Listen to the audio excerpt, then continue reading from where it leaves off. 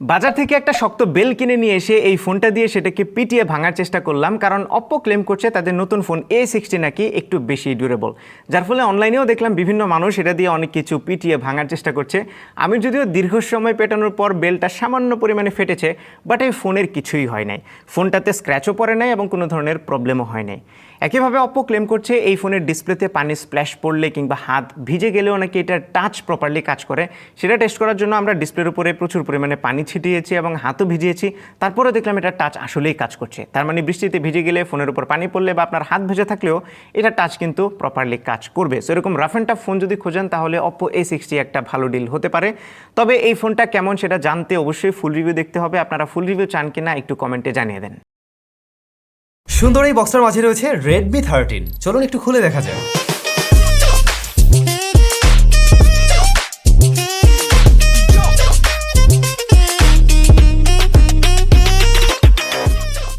Redmi 13 Bangladesh মার্কেটে খুব শীঘ্রই অফিসিয়ালি লঞ্চ হতে যাচ্ছে এবং আমাদের চ্যানেলে আপনারা ফুল রিভিউ পেয়ে যাবেন। বাট এই ডিভাইসটার স্পেশালিটি কোথায় জানেন? ক্যামেরাতে 108 মেগাপিক্সেলের মেইন শুটার রয়েছে।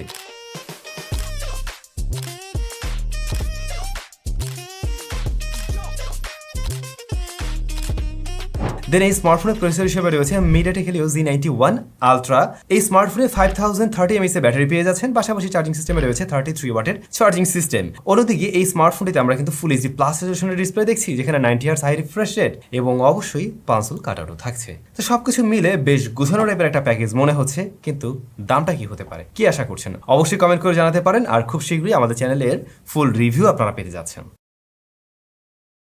স্যামসাং এর এই ফোনটা কেন স্পেশাল তার 8টা কারণ বলবো। এই ফোনে স্যামসাং এর ব্র্যান্ড ভ্যালু তো রয়েছে, তার সাথে রয়েছে 5000 mAh ব্যাটারি আর 45 ওয়াটের ফাস্ট চার্জিং এর সাপোর্ট। স্যামসাং এর ফোন মানে এখানে কিন্তু 4 বছরের অ্যান্ড্রয়েড আপডেট, 5 বছরের সিকিউরিটি আপডেট আছে। স্যামসাং এর স্পেশাল নক সিকিউরিটি হার্ডওয়্যার লেভেলে প্লাস সফটওয়্যার লেভেলে, প্রাইভেট শেয়ার, সিকিউর ফোল্ডার সব কিছু পাচ্ছি One UI 6.1। আর One UI 6.1 মানে ভয়েস ফোকাস, কুইক শেয়ার, এরকম যা যা ফিচার আছে সবকিছু আমরা এই ফোনটাতে পাচ্ছি। এখানে রয়েছে 50+8+2 মেগাপিক্সেলের ক্যামেরা। সেলফিতেও আমরা 50 মেগাপিক্সেল পাচ্ছি, যার ফলে আমরা সহজে ভ্লগ ভিডিও বানাতে পারবো। আর যারা ফটোগ্রাফির শখ রাখেন তাদের জন্য AI এনহ্যান্সড ফিচার্স রয়েছে, যেমন অবজেক্ট ইরেজার। এর ডিসপ্লেটা 6.7 ইঞ্চি super amoled plus display. Samsung এর ডিসপ্লে মানে কোনো কথাই হবে না। 1000 নিটস ভিশন বুস্টার। আর এত কিছু চালানোর জন্য এই ফোনে কি দিয়েছে? AnTuTu স্কোরটা দেখুন, 5 লাখের উপরে। কোয়ালকম স্ন্যাপড্রাগন 7 Gen 1 প্রসেসর আছে এই ফোনে। কি এতক্ষণে ধরে ফেলেছেন তো? এটা Samsung Galaxy A55 5G phone. ফোনটা